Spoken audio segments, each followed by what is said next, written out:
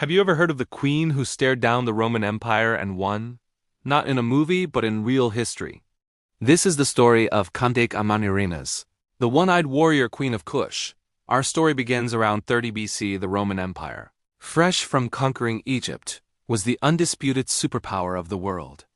Led by Emperor Augustus, their legions seemed unstoppable. To their south, in what is now modern-day Sudan, lay the prosperous kingdom of Kush.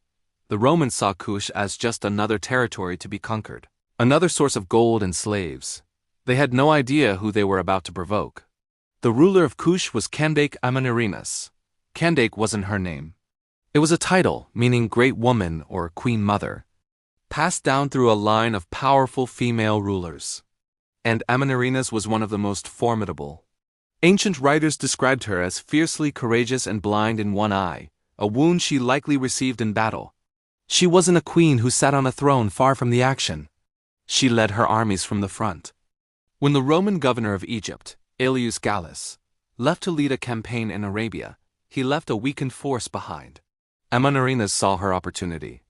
In 27 BC, she launched a surprise attack, leading her Kushite warriors north into Roman-held Egypt.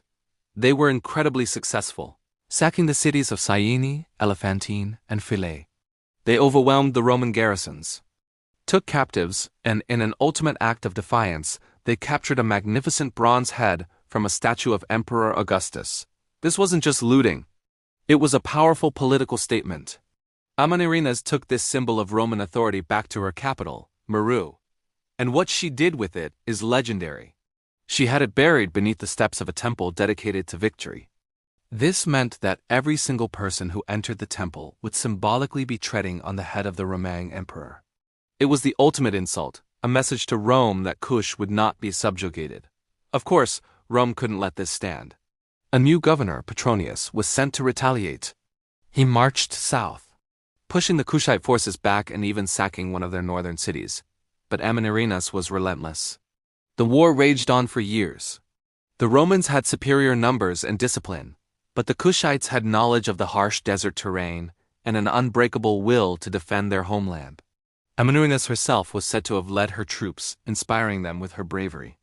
After several years of intense fighting, something remarkable happened.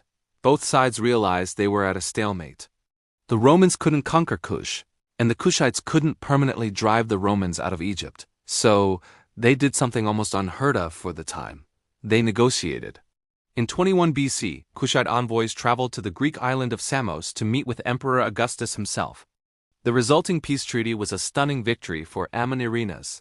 Augustus agreed to withdraw all Roman forces from Kushite territory, cancel the taxes he had tried to impose, and establish a permanent, formal border. Amanirenas had not only defended her kingdom, she had forced the most powerful man in the world to treat her as an equal. The kingdom of Kush would remain independent and prosperous for centuries to come. And what about that bronze head of Augustus?